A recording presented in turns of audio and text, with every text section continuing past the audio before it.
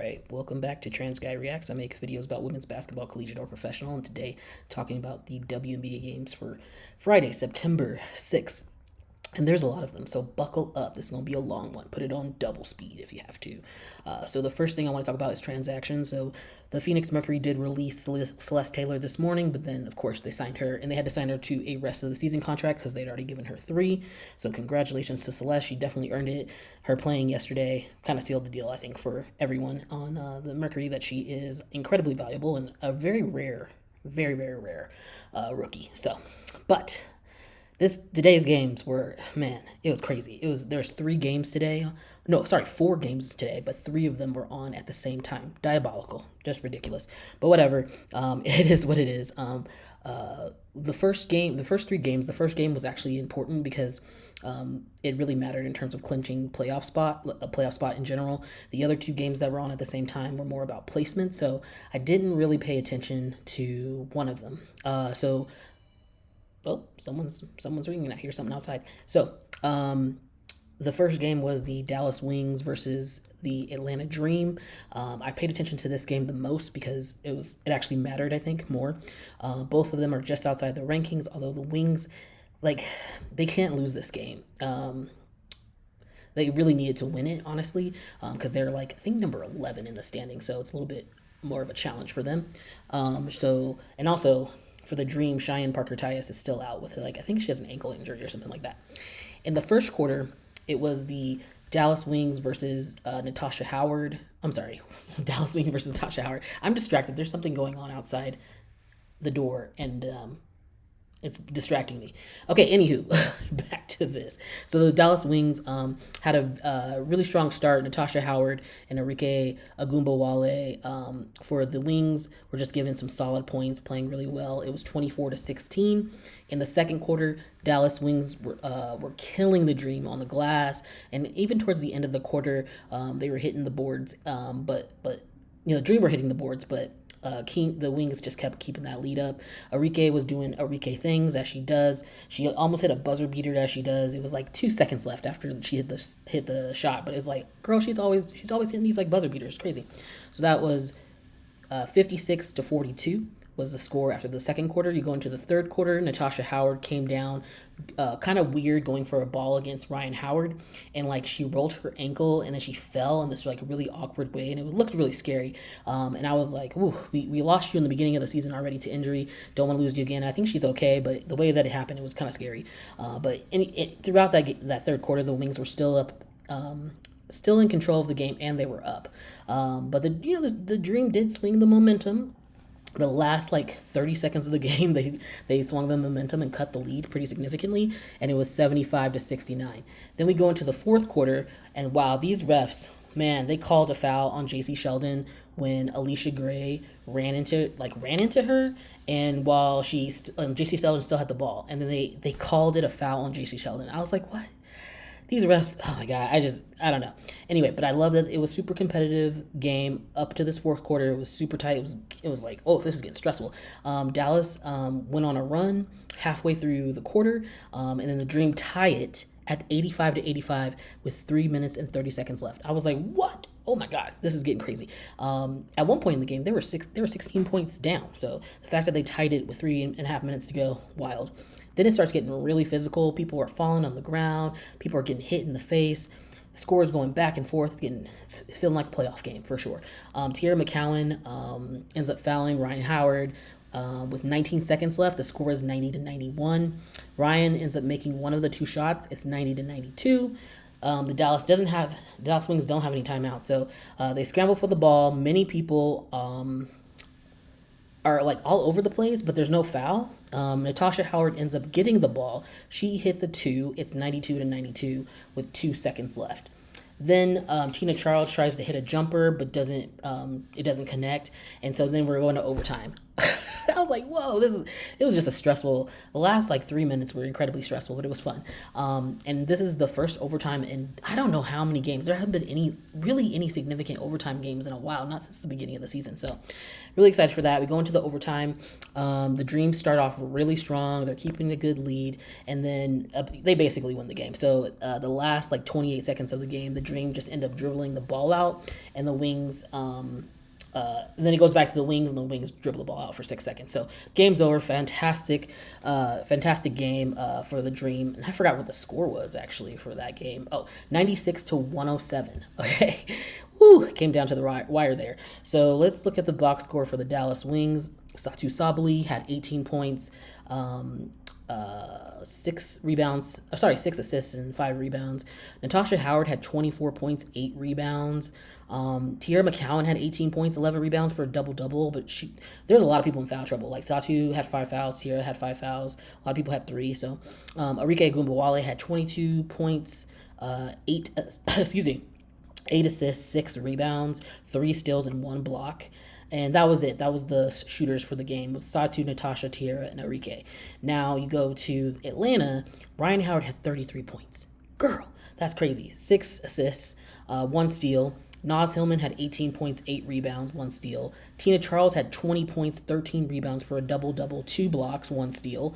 Alicia Gray had 19 points, 8 rebounds. She was also in foul trouble, but she held on. She only had 5 fouls. Jordan Canada had 15 points, 10 assists for a double-double, 3 steals. So you just, they're just 1 or 2 more players than Dallas, and that made a big difference for them. Now, we go into the second game, which I wasn't really watching it closely because I was more watching that first game, but I was checking it out. And so that was the Las Vegas Aces versus the Connecticut Sun. In the first quarter, the Connecticut Sun did have the advantage, but, Kelsey Plum was kind of popping off, but the Sun had the advantage. In the first quarter, it was 17-22. Going to the second quarter, the Sun are maintaining a pretty healthy lead and turning the Aces over, and the Sun are able to bust the lead wide open with everyone contributing. Aces were mainly only getting production from Kelsey Plum at this point, and I was like, "Ooh, this isn't good." If Plum's the only one scoring, at the end of the second quarter, it was 26-38. In the third quarter, Aces do cut the lead to 7, and then a few minutes later, they cut the lead to 3 with 5 minutes left in the game. There's a point where Dejanay Carrington is stripped the ball from Jackie Young, and she pulled it out of her hands, and then the ref called it Ace's ball. I was like, what? It was such a blatant bad call. It was ridiculous. And the head ref had to go over and regulate basically and tell them no, that's not the right call. And I'm just like, so many examples of incredibly bad refereeing in the W, and it's just really frustrating. But anyway, then Marina Mabry gets the ball stolen by Plum, by Kelsey Plum. She steals the ball from her, and then immediately Marina Mabry steals it back, but then gets called for foul, and it's a completely clean steal, and the Sun have to challenge it. Of course, it's successful, and I'm just like, again, these goddamn refs are terrible. It's just, oh my god. Anyway, third quarter is incredibly tight. It's stressful. It's 49-52 at the end of the third. We go into the fourth quarter. Alyssa Thomas gets a technical foul for arguing with the refs. These refs got very thin skin, and they're just handing out technicals. The Aces are down 4 points with 5 minutes left, and they put Sydney Colson in the game, which I think is really good because she's good defense. But then the Aces started giving them hell. Plum starts hitting threes. Alicia Clark starts causing offensive fouls. It becomes a 1-point game with 3 minutes left in the game. Then it's just this crazy thrilling ending. It's going back and forth. The point guard steps up. Chelsea Gray steps up, hits a clutch 3, 71-67 with 18 seconds left in the game. Asia goes for a rebound, and it was so stressful. She gets fouled, and she goes up for the rebound. She comes down, and she kind of twists her ankle, and she ends up running off the floor in pain, kind of jumping on it, not really putting a lot of pressure on it, trying to walk it off. She does walk on it, but she's limping a little bit, and she stays in the game. Crazy. She did get fouled on that, so there's 5 seconds left in the game. Asia makes 1 of 2, 72-67. Then the Sun decided just to walk it out. It's 5 seconds. So that was a wild comeback for the Aces. They also had a huge deficit in that game. So shout out to them for battling and being able to beat the Sun on their home court. Now, the score for that, Connecticut Sun, DeWanna Bonner had 11 points, 9 rebounds, 2 steals. Alyssa Thomas had 7 points, 8 assists, and 10 rebounds. She was pretty close to having a double-double, but she had a terrible night in terms of turnovers. She had 8 turnovers. I was like, ooh, girl. But she did have 4 steals, so it's kind of interesting. 4 steals, but 8 turnovers. Brianna Jones had a great night. She had 17 points. Dejanay Carrington had 8 points and 6 rebounds. Taisha Harris had 7 points. Marina Mabry had 15 points, 3 steals, 1 block. Really good night for the Connecticut Sun. It just wasn't enough firepower, basically. So for the Aces, though, uncharacteristically, Jackie Young did not play very well, but she did other things, of course. But Asia Wilson had 20 points, 8 rebounds, 2 steals, 2 blocks. Kelsey Plum had a monster night, 27 points. 1 steal. Chelsea Gray had 13 points, 6 assists, 2 steals. And yeah, pretty good showing for Aces. It wasn't a high scoring game, but the fact that they came back from that deficit is incredibly impressive. Yeah, so I'm really excited about them going into the playoffs. Now, the third game that was on, I didn't watch because it was the Minnesota Lynx versus the Indiana Fever, and frankly, the Lynx are kind of boring. Just to be real, they're boring to watch, and the Fever have a stench of racism. So it's not an appealing thing to watch because all they're going to do during the game is just constantly talk about Clark and how amazing she is and just suck on her clit the whole time. So it's just not fun to watch. So I didn't watch that. So I did get the box score for you. I didn't get the first box score. I don't really care. Second quarter, it was 45-50, so it was pretty tight. In the third quarter, it was 74-62. And then it looks like the Fever just basically got their asses kicked in the third quarter and they barely scored. And then in the fourth quarter, the game ended 99-88 with a decisive win for the Lynx. I did hear that Leah Boston did get a technical foul because she was going at it with the refs. I don't know. I mean, she doesn't really argue very much, so she probably had a valid reason. But yeah, let's look at the box score here. So Aaliyah Boston did have 20 points. And 1 block. Kelsey Mitchell had 25 points. Caitlin Clark had 25 points, 8 assists, 8 rebounds. She also had 7 turnovers. Again, turnover queen. Literally leading the league in turnovers by a significant margin. It's kind of ridiculous. I don't understand how you can be this good and also this bad. It just doesn't make any sense. Minnesota Lynx had way more firepower. Bridget Carlton had 16 points. Nafisa Collier had 26 points, 10 rebounds for a double-double, 2 steals, 2 blocks. Alana Smith had 13 points, 1 steal. Courtney Williams had 15 points, 7 rebounds, 1 block. And Tisha Heidemann had 7 points. Cecilia Zandazini had 8 points. Maisha Hines-Allens had 8 points. So just a really solid contribution from the Minnesota Lynx. Now, the last game of the evening was the Los Angeles Sparks versus the Chicago Sky. The Sparks are really unlikely to make the playoffs. They're number 12 in the standings, so they're in last place. And all they can really do is kind of ruin it for other teams by being a spoiler. So, I mean, that's, that can be kind of funny and fun for them. Sky really did need this win to maintain competitiveness in making the playoffs. Chennedy Carter was back in this game from her sickness. They desperately need her. But, in the beginning of the game, I was like, I don't expect her to perform at the same caliber that she was before being out because she just came back from being sick. She was in the hospital for a day. It's like, I just don't want to have a lot of expectation.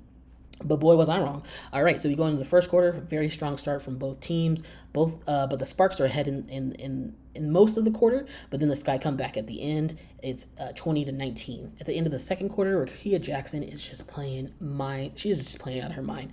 The Chicago Sky are sharing the scoring load and keeping it even with the Sparks, and it's a high scoring half. It's 42-48 at the half. Going to the third quarter, the Sky are able to get a 10-point lead halfway through the quarter. Kennedy Carter and Angel Reese start going off. They're just hitting all these crazy shots. Carter hits them with a spin cycle. Just beautiful basketball. 61-75 is at the end of the third quarter. Going to the fourth quarter, I did notice, I think she came in the third quarter, but Zaya Cook for Los Angeles Sparks did get in the game, which is great because Kurt Miller doesn't play her, which is crazy. I mean, she makes mistakes sometimes, but if she doesn't play, how is she going to get better at not making the mistakes? But anyway, so Kia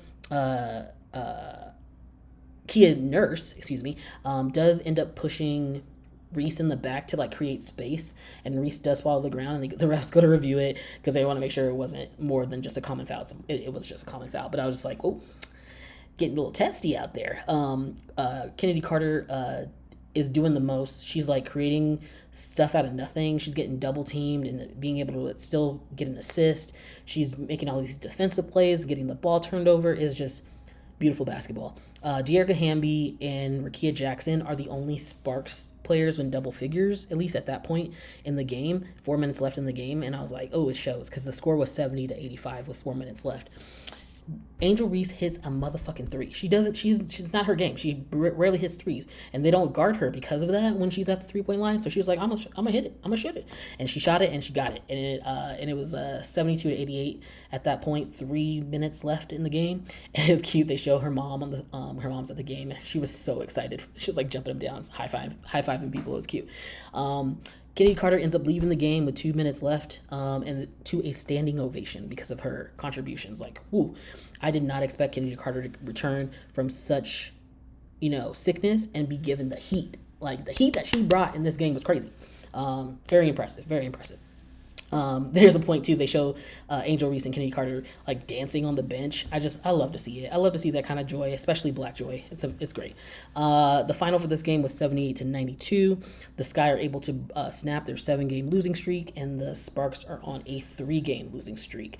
Now let's look at the box score for this game. And for the Los Angeles Sparks, Rakia Jackson's 17 points, 6 rebounds, 3 blocks. De'Arca Hamby had 21 points, 4 steals. Azare Stevens had 9 points and 9 rebounds. Very shy of a double-double, just didn't get it in 1 steal. And Lee Yuru had 9 points. And that's kind of it. There's several people who had some points, but it's like 5, 4, 3. It wasn't like enough firepower. As opposed to Chicago Sky, it was 10 points for Michaela Onyenwere, 2 steals. Angel Reese had a double-double, 24 points, 12 rebounds. Ridiculous. She had a lot of turnovers, though. She had 6 turnovers, a little too many, okay? Camila Cardoso had 12 points, 9 rebounds, almost had a double-double, 2 steals, 5 blocks, 5. Chennedy Carter had 15 points, 9 rebounds, 7 assists. Almost, she was very close to getting a triple-double. She was doing the most, and a steal. Lindsay Allen had 8 points, 6 assists. Diamond Shields had 10 points. Love to see Diamond playing really great. Rachel Banham had 9 points. It was just a lot more consistent contribution from the Sky. So, yeah, that was the games for the day. It was a lot. This is a really long update. I hope you are not bored by this. And I'm sorry if you hear the drilling in the background. It is 10 o'clock at night, and someone is out there drilling in the hallway. Like, I don't know. It's Friday. I don't know. It is what it is. But thank you for watching this video. If you like these updates, please like, share, subscribe, follow, do all the things that you do in social media. And I will see y'all in the next one. Peace.